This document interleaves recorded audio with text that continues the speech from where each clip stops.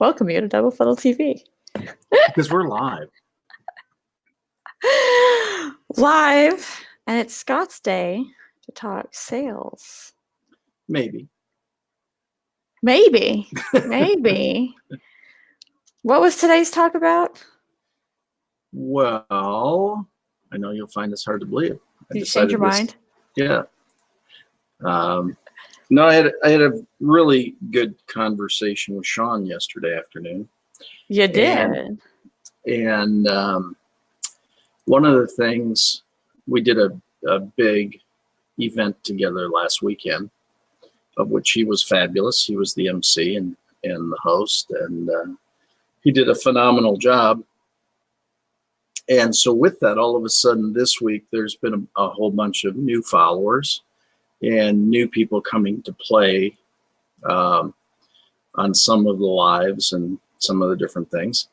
But many of the new folks are millennials. And so it has raised some questions, which then became part of our conversation. And the questions really come from the standpoint of understanding the differences in the generations and how that fundamentally impacts business. So as an example, at this event last weekend, many people were talking about, well, just find yourself the biggest influencer you can. It's all about social influence. It's about having, 2 gazillion followers on all these different social media platforms, And, if you're buying the product and using the product, they'll buy and use the product as well, which is true, potentially. But the other side of that is it's not duplicatable. That technique is not duplicatable in mass.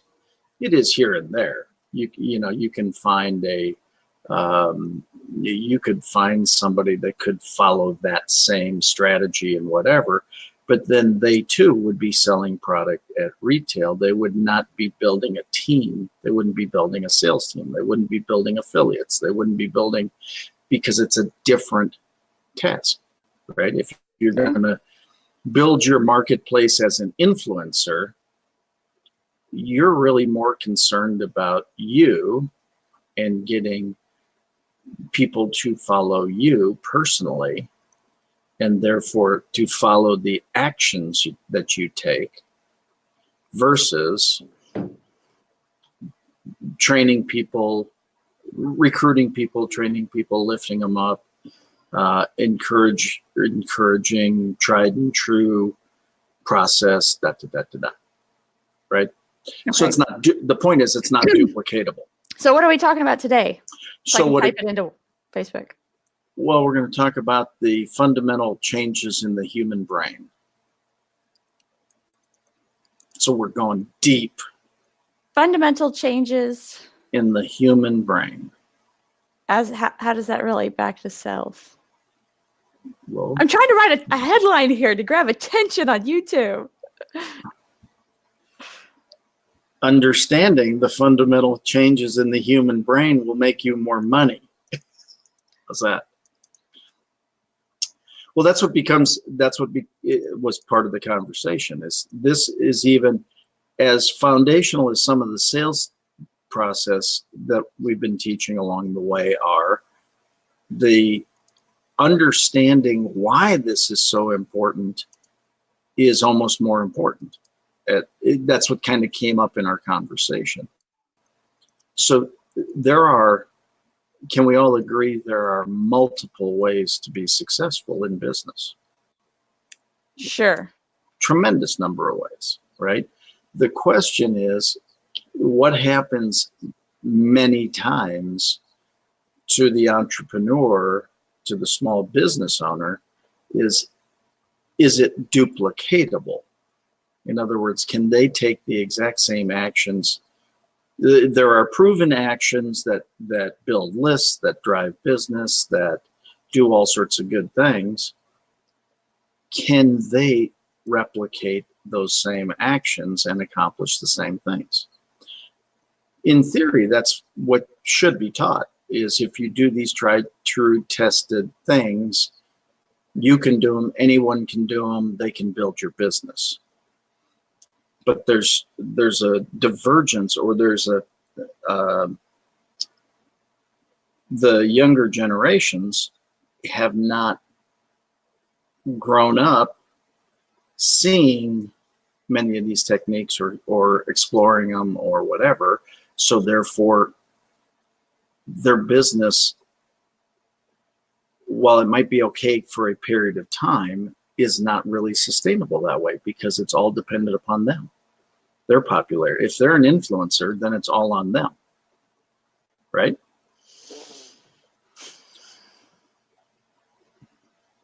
It is, but a lot of times that's how the original business is built. And then after you hit a certain mark, it's figuring out a way to transfer that over. That's one of those that Digital Marketer with Ryan Dice had that issue. I mean, in the beginning, it was just him building other people's businesses. And one day he hopped on a forum and said, hey, does anybody want to watch how I build this next business? We'll set up, a private forum, private group, whatever. Right. A Yahoo group, whatever was popular at the time. Woo-hoo. And people paid him to do it. So that's how his Digital Marketer business was built. So it was literally built all around him. But at some point, you have to start transferring that and putting other people's face up front and growing them intentionally. Exactly. That's my point, is you've got to turn that model duplicatable at some point. So anyway, it brought up these conversations about, well, then I've just got to go out and I've got to recruit influencers. Well, if they're influencers, they already have influence. They don't need you. I mean, right? So you're playing a game in a false assumption. But what it all leads back to, again, I'm a big believer in fundamentals. Okay. In foundational. When I'll allow it. Well, I played 5 sports and growing up, and our coaches were always, in baseball, it was when you held the bat, your arm was parallel to your lead forearm was parallel to the ground. It was tucked back a certain amount. Your bat was straight up in the air. Your hands were like this. Your balance was like right. Fundamentals. Yeah, no, it was funny. I feel like we were just having this conversation. My son and daughter, they might actually walk in on us. They don't have camp today. He had soccer camp though the first 4 days of this week, right? And we asked them last night, because obviously these camps are not inexpensive. We're like, what did you learn? Nothing. What do you mean nothing? Right? It's because, and then my husband was kind of getting upset, like, well, honey, he didn't learn anything. I was like, baby, it's soccer for 7-year-olds. They didn't learn anything because they just practiced the fundamentals. That's like, you can teach somebody to serve when they're 7 years old and still be teaching them how to serve when they're in college. Yeah. It's just more complicated than, hey, take the ball, drop it up with your right hand, pop it in that box over there. But those fundamentals are what make it work. Well, and exactly. And that's my point, is that to this day, I can go back and, they were so ingrained in me, I just started to describe them to you, right? So the point is that when you learn the fundamentals, they're there all the time. Well, there are fundamentals of business. There are fundamentals of communication. There are fundamentals of all these different things. And that's the point. We've lost learning the fundamentals. And so all of a sudden you sit there and you say, why are millennials in particular, not picking on them, this is an observation on something to fix or to help with. right? We were talking about how do we serve more people. And so, but the point is that if you don't understand these fundamental changes in the brain, it's the other side. Actually, once you learn these fundamental changes have happened, you go, oh, that makes sense. Gosh, I wouldn't have thought of that. But well, now it makes total sense. So that's what, again, it's coming back another level of sales, right? We're all selling every minute of every day. Everything is a sale. It's an outbound communication that you make so that the other side takes that, critically thinks about it, and accepts that piece of information. That's a sale. So everything is a sale. So if we keep on going back, people try to teach technique and try to teach all this stuff that if they would just truly teach fundamentals, the sales and the stuff starts to happen. You know, how to create a conversation with somebody. See, you don't have to sell if you have to tell a story. That's exactly it. But if you've developed a relationship with somebody and you've gained trust with somebody, you now simply have to tell a story to have them grab onto that story to then make the purchase. It's not like you're really working that hard at it, is my point. And so the more you can keep on breaking it down to the ridiculous, going to the fundamentals. Let me share the lesson so that you get a better idea of it. Again, 3 fundamental changes in the human brain over all of time. Okay. That's big. Well, it is big. And this is a study that was done out of the University of Texas, Dallas. It's been corroborated multiple times. And I swear the guy who did the study and me are the only 2 that are teaching anybody this. And I think it's really valuable information. The first is that in about 750 BC, we went from spoken word to written word. And the way we did that is we went from grunting at each other to hieroglyphics on the side of a wall, side of a cave. So we took the grunts and we turned them into adaptation of the grunts and carved them into cave walls. So we went from spoken word to written word. Okay. Okay. So now you didn't have to be in my presence in order to get the message. You just had to go into that cave and you could see it on the wall and you could get that message. So the ability to duplicate messages all of a sudden got a little better. I'm not going to say a ton, but do you understand if all we had was spoken word, one would have to grunt, the other one would have to hear the grunt, they would grunt back, here it is, okay, that's communication in theory.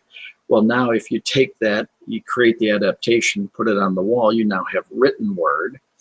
All of a sudden now more people could come to that same point. The initial generation of the communication, the initial person didn't have to be there for the communication to take place. So what that did is it caused an actual physical change in the construct of the brain. So that the brain was now able to see the writing and interpret versus hear the grunting and interpret.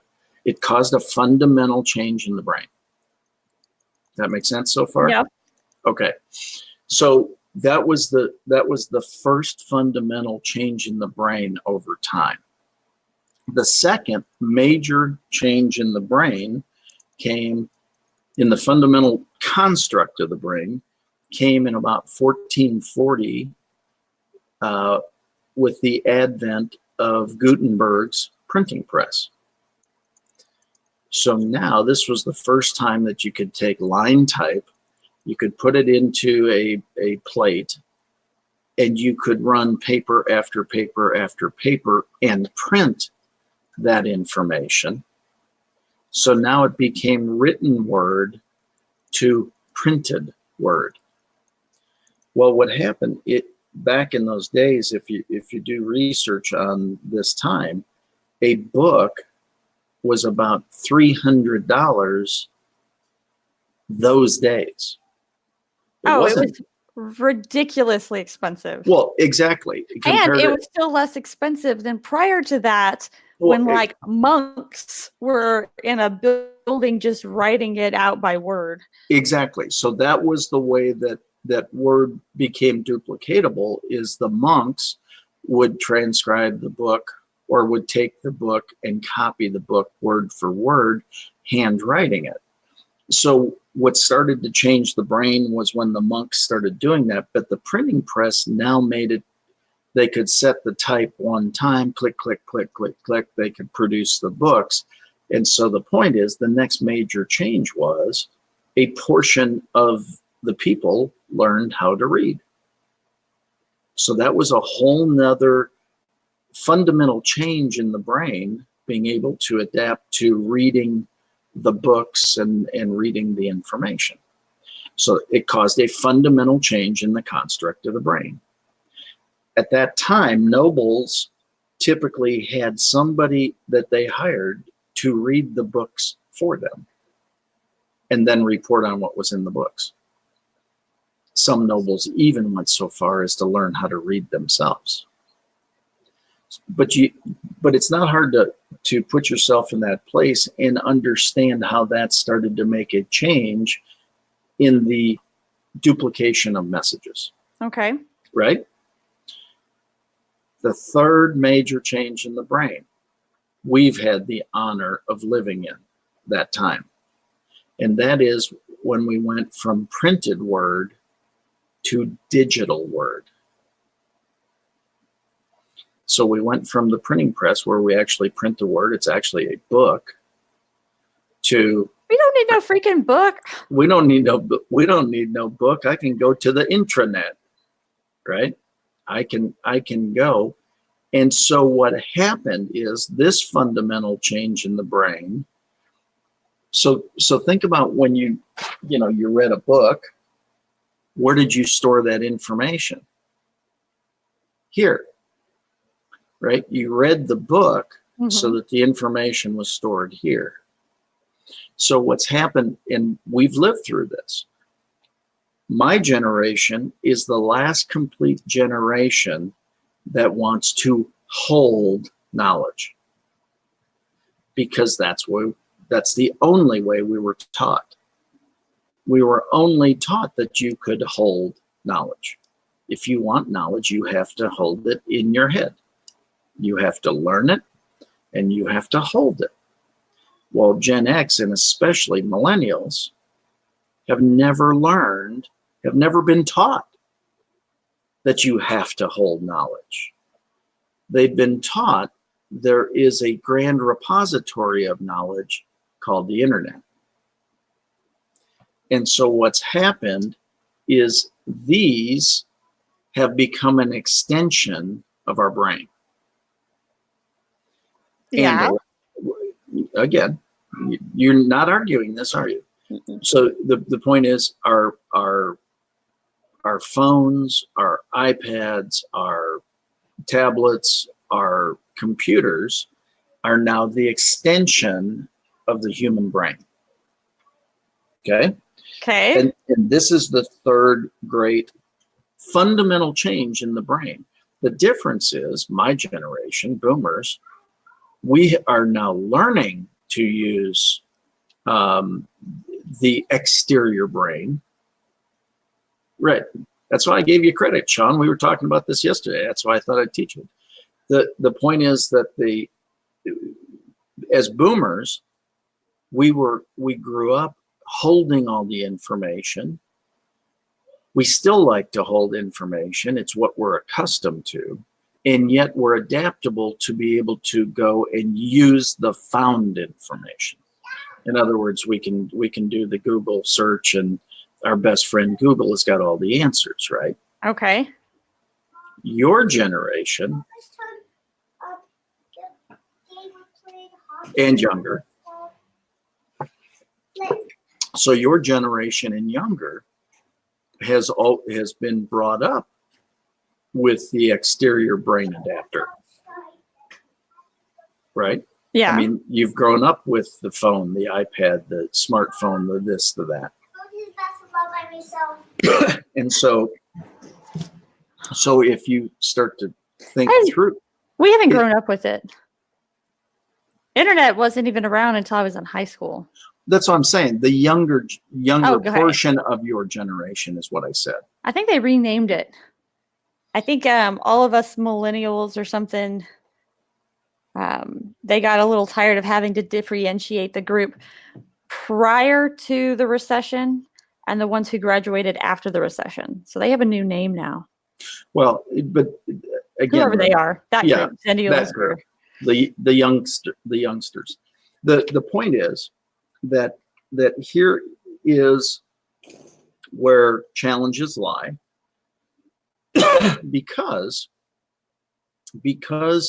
millennials down, especially Gen Xers are kind of caught in the middle. They're kind of in nowhere zone. You know, they kind of learn, but they kind of like the technology. They're kind of in the middle. Okay, but millennials down have become so accustomed that this is the extension of their brain, that's just the way they're trained up, right? I mean, we couldn't when I was in school use a calculator during a math test. We were not allowed to at all. That was, oh my God, that's cheating. Don't you know you have to know how to do math tables? And if you can do math tables in your head without even having to do them, you know, writing them on a piece of paper, that's even better. A calculator? No, you take all your calculators, put them in your lockers. You can't have them for the test. You had to be able to do math. Have you ever watched a young person working at a fast food restaurant trying to make change these days? I think the whole line, if you go to pay cash in Starbucks, the rest of the line is like, exactly. What are you doing? So here's my point. Here's the point to this, and why it's so important in sales is because sales is a people game. Sales is a relationship, results-based game. This thing doesn't walk up to somebody else and introduce itself to them. So what's happened is, while much of the knowledge is available much of the time, okay, what happens if your battery goes dead? It's underneath the table right up on the front, and you just roll the dial around. You know how to do it. Well, that's what I did, and it's still wrong. Try it again. I'm on a call, baby. Told you they'd walk in eventually. So the point is, your iPad does not jump in line at Starbucks to meet the person standing in front of it. Right? You can order though with the iPad. I get that. And so never you don't talk to a human. That exactly. You walk up to the edge and pick up your cup, and that's it. Prime example. So it served you well to pick up your coffee. How does it serve you to pick up a prospect? That's my point with all this. Is so what Sean and I were really talking about yesterday is, I truly believe that properly framed in the head of a boomer, okay, we would realize that if a boomer would team up with a millennial, you now have the best of all worlds. You have the newest, greatest, most innovative mind, along with a mind that holds knowledge and wisdom, which has been gained over time. And when you put that together, it's a great combination. It's funny how that works, huh?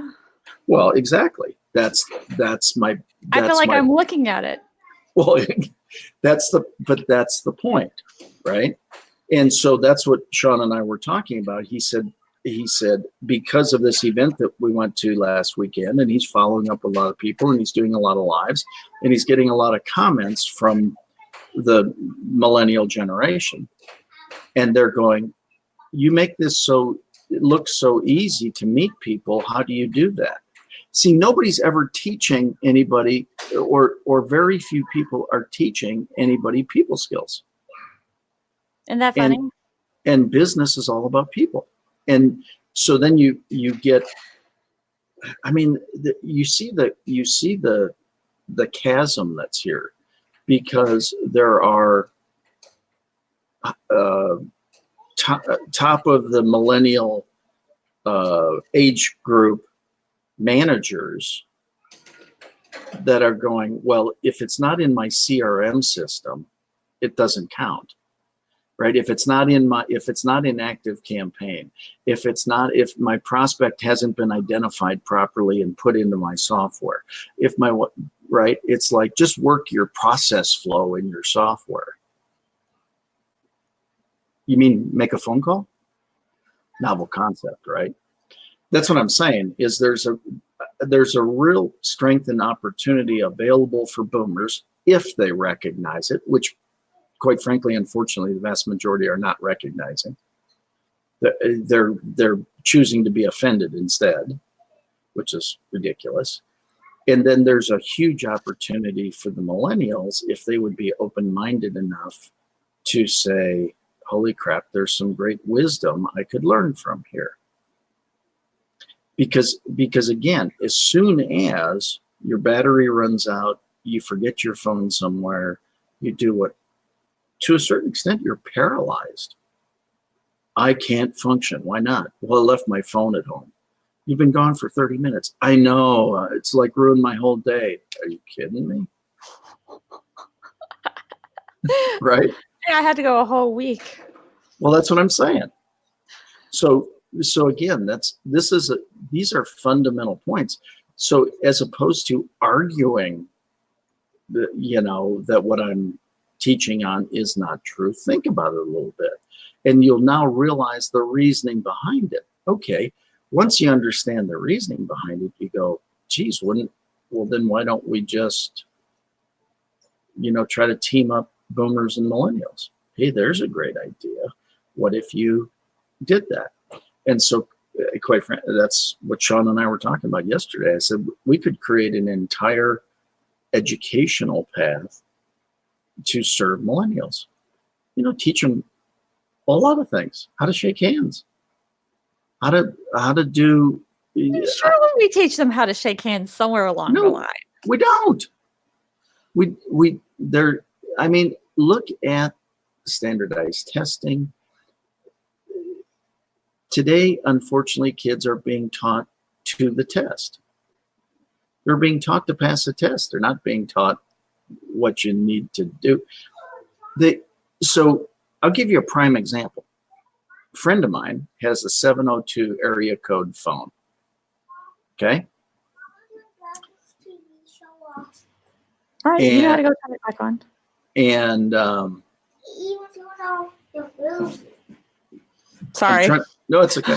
I'm trying to think what area code they moved into. So just for snicks, let's just say that they moved to Dallas, right? Okay. So they had a 702 area code phone, right? They moved to Dallas. Okay. They went in and got a new dentist. They gave them their phone number, 702, whatever it was, right? Went to the dentist the next day, and the person said, your appointment didn't work, or your appointment got moved or something like that. How come you showed up? Well, nobody called me. Well, we had your number in here. And what the girl behind the desk had done is the phone number was 702 ... turned it to 972 ... because the person moved to Dallas. You get it? That makes total sense, right? The but it was a 702 phone. I But don't see that. because the- Normally, most a millennial is really good with phone numbers. We I'm just understand, saying, like to us, like back in the day, when you moved, you changed phone numbers and you got a local phone number. Like that was standard operating procedure. Totally And it agree. actually made being military, that was one of the things that made staying connected very difficult, was that your number was always changing because you would move every 2, 4, 6 years. Now, I mean, that's just, I got out of basic training. We bought a phone on the way out the door, literally. Right.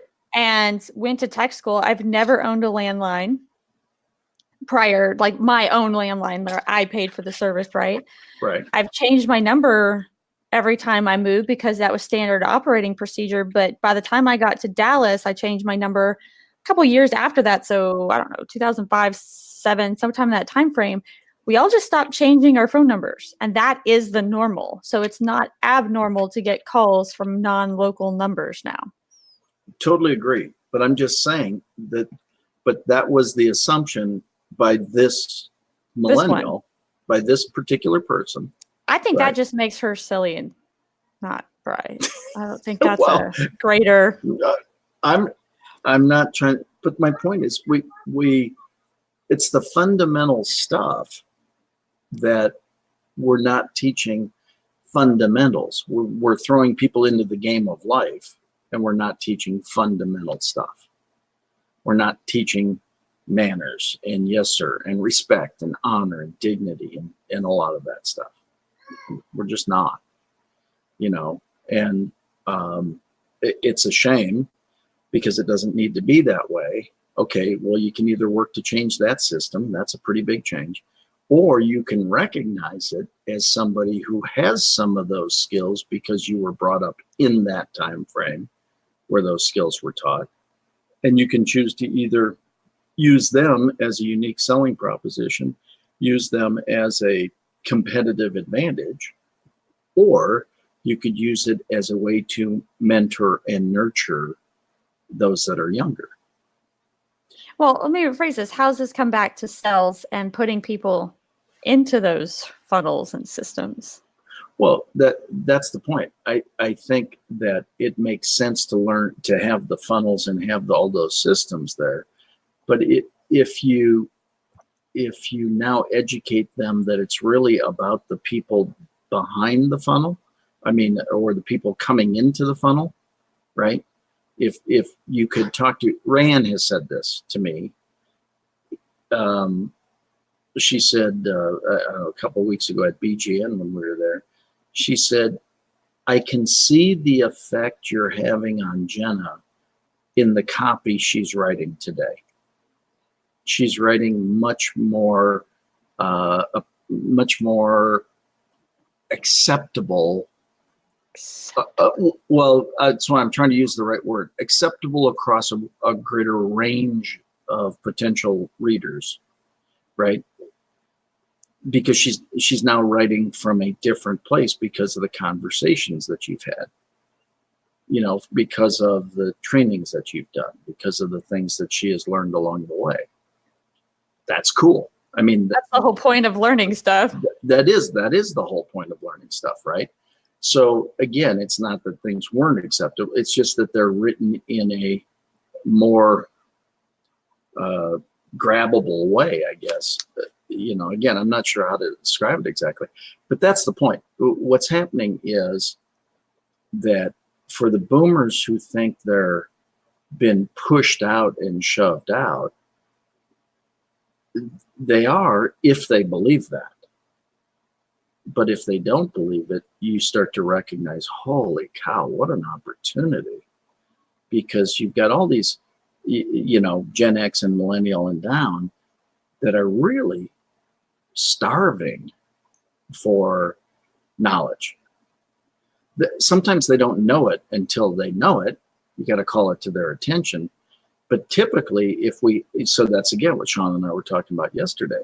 He said, the talk that you did at BGN the other day, he goes, I would love to put it inside this Facebook group. And I said, okay, let's do it. He goes, really? And I go, yeah. That's why we were talking about all this. Mhm. It's like, that talk in particular is an eye opener. And that's what training really is. So how does it all relate back to sales? Sales is not a numbers game. Sales is a people game. And we're all in the same business, results. We have to gain results from our offerings. They have to perform a task called get results. And the more results we get, the more valuable we become to that process. So the more you recognize that this is not a numbers game, it's a people game. And the more refined you can get in your ability to communicate to people, the more results you'll generate. The more results you'll generate, the more money you'll make. That's the way it works. So that's how it all, again, some of these foundational principles and stuff, that's how this all works. There are overriding umbrella concepts, and we're in that kumbaya community, time frame right now. Let's come together and collaborate, right? Back a number of years ago, you used to heard about co-opetition, right? Where we'd kind of cooperate, but we'd really be in competition with each other. There was co-opetition. Well, now it's really collaboration is the word. If you listen to a lot of the things going on in the marketplace today, it's how do we collaborate? How do we work together? How do we lift up a common prospect for mutual good, right? Okay. So again, but all of this is an educational task, but it's interesting for some of us more mature folks, code word for old, right? This is the way it used to be. We've seen the cycles. We've been on the planet long enough to see the cycles. The Woodstock generation, hey, it's all about us in a commune and everything like that, to no, it's all about me and greed and things and possessions and all that, to no, it's all about being around the campfire singing together again, right? So we've seen the changes. We've lived long enough to see the changes. That's the good news. It's actually kind of intriguing. So that's why when it's gratifying when a millennial goes, will you work with me? And the answer is yes. And they're like, really? Well, why wouldn't I? Well, nobody else, nobody my age wants to work with me on this. Well, they don't know this information anyway, typically. Not enough of them, but that's why when you find some of the younger generation folks that have a true desire to learn, man, it's unstoppable. It's great. Because there's a hunger for the knowledge. There's a void in those presenting Well, as we the knowledge. discussed, like the younger generation, we want to be able to find it. We just want to be able to find it on our own time. Right. But now, okay, good point. So now let's talk about one of the searches that you did the other day where there were 53,784,000,000 references to that search. Mm-hmm. Which one's right? What do you mean, which one's right? Which one of those 53 billion is the right answer? Well, Google's going to tell you there's the top 10, and the top 10 are going to be sorted by original. So a lot of those options are just going to be literal copies of the ones that get put up on the top. Which one's got the longest length? Which one is written the most properly? So Google actually does like a grammar check, if you will, a little bit.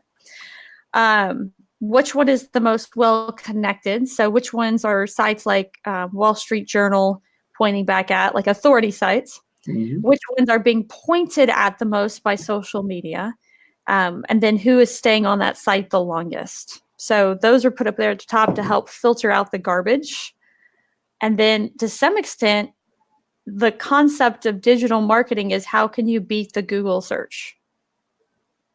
Exactly. So how can you, before somebody even gets to the Google search, how can you become the authority? So somebody's like, oh, you want to know about that, then you go here. Right. Like So, my daughter, she found her workout guru because of viral videos. Like she didn't even know she wanted to go work out to a dance routine, but she saw a viral video that was a guy in a dance routine, and that's who she uses for her. That's who she started paying money to for dance routines for her workout. that's cool. Well, Tyler Marshall or Marshall something. I'm gonna look him up. you start to understand though, but my point is that when you have this foundational knowledge, The fitness Marshall. oh, nice. That this foundational knowledge helps you understand. I mean, that's why it's called foundational, right? In a building, there's a foundation. You have to build something to grow from. So if you understand these thoughts, these concepts, I mean, now all of a sudden there's a greater opportunity to serve more people in a better fashion. That's why in sales is in training is all about getting people accustomed to repeatability, right? That's what knowledge is all about, the ability to pull that piece of information when you need it. And so people, I find it fascinating when people say, oh, I'm just terrible with names. And I said, what's your name? Jena. You're not terrible with names. I mean, you came up with that one just like that. Well, yeah, but that's my name. Well, my name is no harder than your name, right? I mean, it's just an association. It's a choice that's been made that, oh, I'm not going to remember names. Oh, I didn't make that choice. Yes, you did. If you say I'm not good at names, you're making that choice. Make a choice to be good at names, right? So again, a lot of the training here. I mean, that was what I noticed about the speakers that were involved in the event last weekend. It's again what kind of caused this conversation with Sean is instead of training at a grassroots ground floor level, the concepts that were being shared many times were, instead of 5th grade, they were 10th grade. Okay. Now it doesn't sound like, it's like, well, they weren't university level, right? Right. But 10th grade level to a 5th grader is just as bad. It doesn't work any better than university level to a 5th grader. If I don't know, I don't know, right? If I can't grab the information, if I can't process it and understand how it connects to me, and that's what I watched so many people training from a superiority level, Mm-hmm. as opposed to from a foundational basic level. Again, when you're basic, you can always get more complex.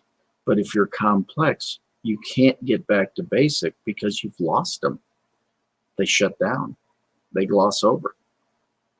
And so that was what was, again, that's what kind of caused this whole conversation. And so then you take it one step back to understand the foundational piece of this down below, that it's really about going down even lower, more fundamental, and it's kind of amazing. You disappeared. Where'd you go?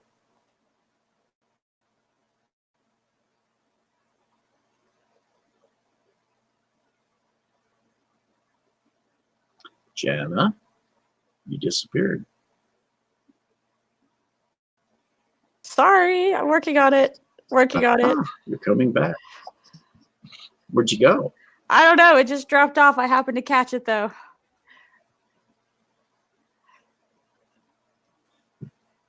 You have me now though, right?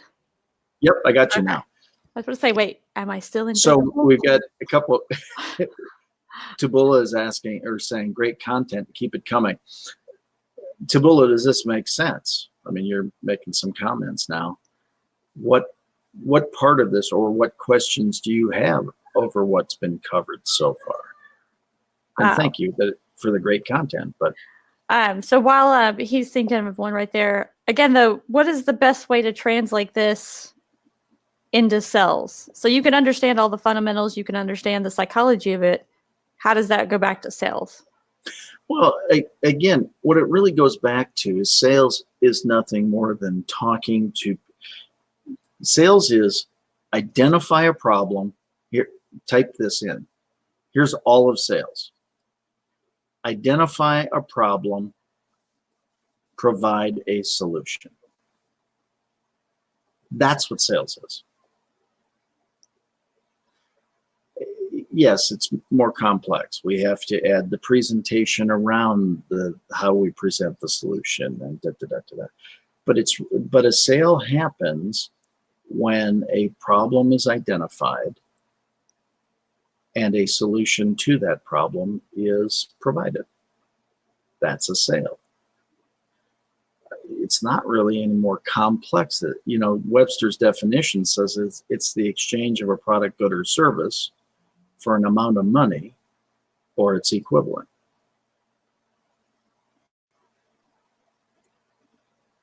I mean, that's the official Webster's definition of it. So it's the exchange of a product, good, or service for an amount of money or its equivalent. So it's an exchange. Use the equivalent as, so it's the exchange of a product, good, or service for something of value. So it's one exchange of value for another exchange of value. It's an exchange of value from me to you, and then an exchange of value from you to me. That's a sale. Okay. So again, if we identify a problem, so here's the problem in what we're discussing earlier with these fundamental brain changes is millennials, many times, because they have not developed the people skills, are now getting caught into a box where they don't have duplicatability. Doesn't mean they don't have the ability to do business, become an influencer, have 1 million followers on Instagram, wear a cute top. People on Instagram buy it because you're wearing it. That's great for you.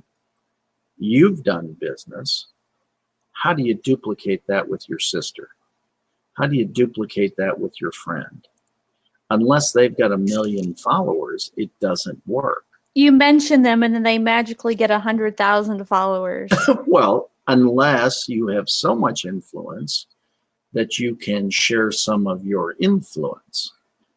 But what I've found is many of the influencers also hold on to that influence base pretty hard. I think there was just a big, and I'm even too old to have really gotten into it, but there was a huge drama. I'm gonna like Google it real quick. Drama YouTube. That this one girl, who kind of influencer on YouTube, she took on a mentor or mentee. The mentee way outdid her in the long run, right? Like I think he even got invited to the Met, which is like a big deal, right? And then he kind of like started competing with her directly on a supplement line. And I mean, it was just hilarious. Like when I figured out, I was like, what is going on? And I went up and looked it up, and she went on and she made a video about not just he really hurt my feelings because he decided to start directly competing against the thing that was kind of like my gig. But she just started laying out, oh, he was at my birthday party and he acted really inappropriately this way, leveraging his celebrity status, you know, for sexual favor, we'll say that. And he lost like 2 million followers in a day. Right. So she was nice enough to share, but as soon as he made her angry.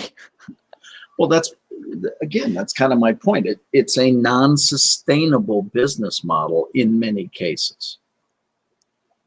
0 to 0 overnight, right? I mean, all of a sudden you're it, you ain't it anymore. It was interesting. And well, again, we live in that kind of world right now. So if Drama between beauty YouTubers Tati Westbrook and James Charles. Yeah, that was the craziest thing I've ever seen. And it can go up and down. And here's one that like literally just happened yesterday.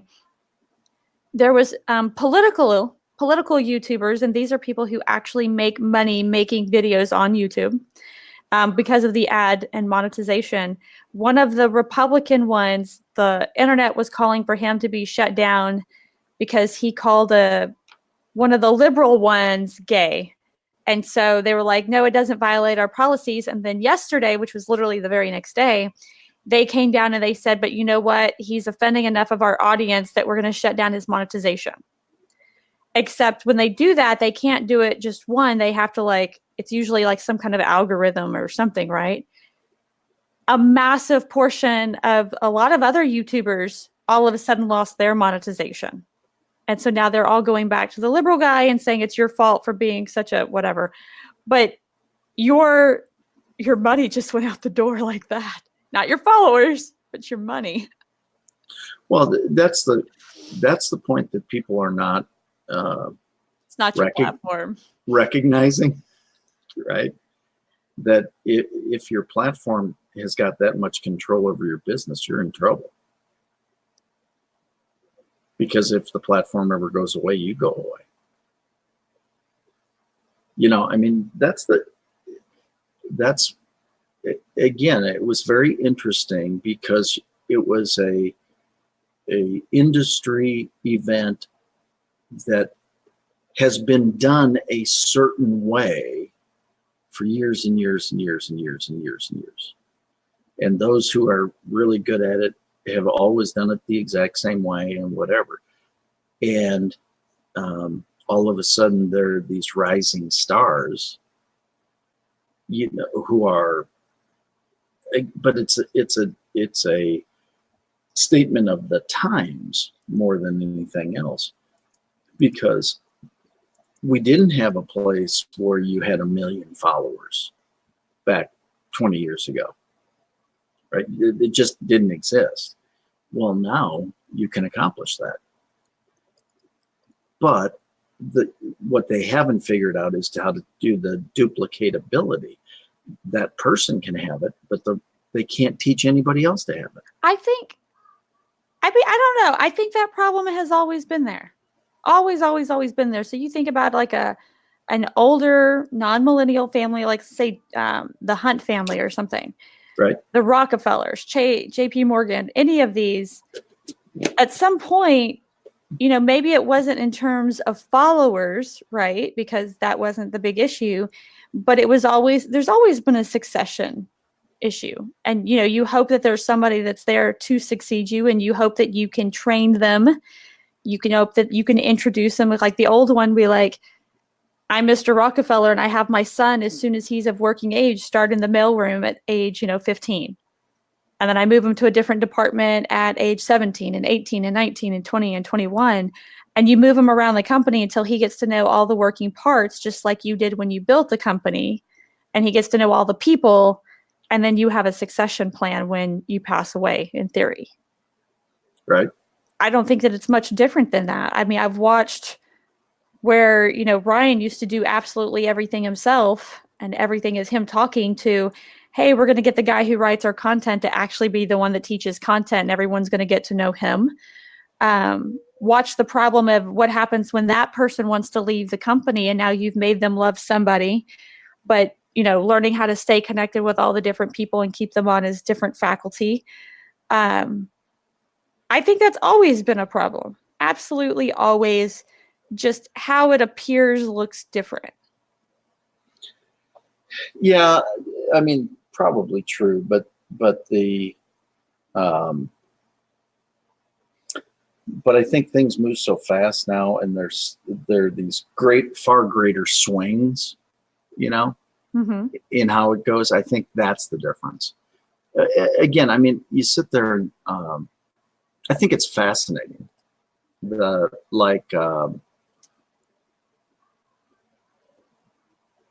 a weird example, but it's what popped into my head is the Kardashians and how Kim kind of led the way. And I don't know how many followers she has, but a bunch. But now, is it Kylie, the younger sister, I believe. right, is like usurping all of them. She's worth $1 billion. Well, that's what I'm saying. Worth a B. Yeah. So where did that come from, right? Well, she got it from her sister. Her sister kind of started that. That's my point. And now she's usurped her, right? She's jumped over the top, big word. And so you're sitting there. But again, that can go away just as fast as it's been there, right? But here's the difference. If you now, it's still there. That's my point. If you get that once and you don't figure out how to invest it, shame on you. You should never have to get it again, right? One of those kind of things. But anyway, I mean, all of this comes down to that sales is a people game, and it's really a results game. And you've got to have the ability to talk to people. And when you have the ability, at some point in your business, conversation will come up. You have to be able to have a conversation. And those who have a broader understanding of why that's important will do better, because you won't fight it. Those that sit there and say, well, I don't really like people. Okay, you can really not like people. Your business is going to suffer. Why? Because your business is about people. It's always about people. So I mean, that's a choice. You can choose to be upset about that, or you can choose to relate to people. People go, Scott, you present all these different products. How do you accomplish that? Well, because I don't present the products. I talk to the people. You connect with people, and then you identify the problem and you share a solution that happens to be the product, novel concept. And far too few people are learning that that's the process. Again, this event that Sean and I were at over the weekend, is an industry that's designed to help people live a better life. Give them an income stream should they desire it. But again, what they're not understanding is the competition is not the industry anymore. The competition, to a certain extent, is our gig economy. And that's going to go more and more there. Drive a Lyft. Go Airbnb. But I mean, think about how awesome that is. Like the idea that you used to have to go through this whole process. Like when I was graduating high school, the teachers were still telling us, do a lot of research on what big companies you love. Like think Disney and AT&T and all these huge companies. Decide which ones you really love. And don't worry about what it is you actually want to do. Just go decide which one you love and go get some kind of small job in that company and work your way up. Even if you're going to go to college, work with them early. And then around that time, my grandmother was losing her benefits because those same big companies were taking the people that had worked for them for 30 years, 20 years, 40 years, like literally entire lifetimes, and finding ways to renege on their pension contracts, how to file for bankruptcy and get rid of it all, how to not file for bankruptcy and just, negotiate that away or change their health care, literally just not take care of the people who had taken care of them. And I get it. It's really expensive to take care of somebody forever. But we solve that. And then you go into work and they don't treat you right and they don't pay you right. And they want to move you all over the country and all these things. And our generation just looked at it and said, it's not working. Yeah. And now, because of new laws, they don't even want to hire you as an employee. It has to be a gig economy. Right. Because they don't even want to hire you an employee because laws have made it so expensive for them to do so. They don't even want to potentially get in that spot. But now you can. Like, oh, you're like, the air conditioner broke this month. No big deal. We're tight on money. I'll go drive for Uber for a month. Yeah. You can do that. I think the idea is awesome. I do too. I'm not fighting the idea, but I'm just saying that there were some people that were finally, again, growth equals awareness plus inspired action. I mean, that's a standard formula that's been around for a long time. But in order to grow, you first have to have awareness. There's something new to grow into. I want to grow. I want to get better. Okay. It's awareness, something to grow into, and then taking the inspired action towards that. Right? And so if you don't know what you don't know, you've got a problem because you don't have awareness. You don't realize there are other possibilities. And that's so to pretend that all these things are not competition for time and space is silly.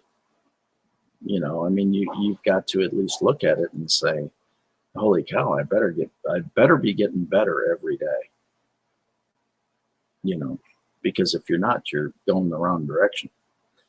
You know, it just, anyway, I mean, it's a big part of what's going on.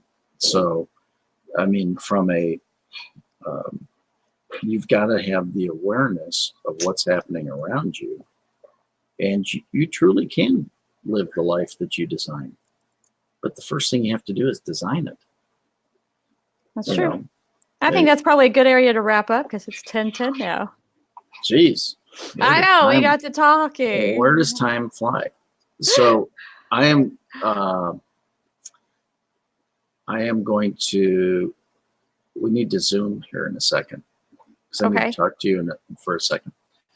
Some really good stuff from yesterday. But yeah, no, hopefully this was helpful to everybody. It's really interesting. The reason I like teaching foundational principles is because they're foundational. I mean, they don't, you know, it's kind of like when Zig Ziglar was asked backstage one time, Zig, we go from city to city to city and you give the exact same talk. Why? And he said 2 reasons. The people in this town have never heard this talk and they need to. And the second is I teach truth and truth doesn't change. And so there's not enough truth being told. You know, I mean, we're glamorizing, oh, you can, just do this and you're going to have 1 million followers. It doesn't work that way. I mean, there's a lot of work involved. Right. Teach truth. So that's what hopefully this was some truth that if you grab onto it and gain a greater understanding will give you a competitive advantage. That was the intent today. I like that. Yes. All right. We'll hop on soon. Y'all guys have a great day and go be fundamental. That's right. Have fun. Bye guys. Have a great weekend.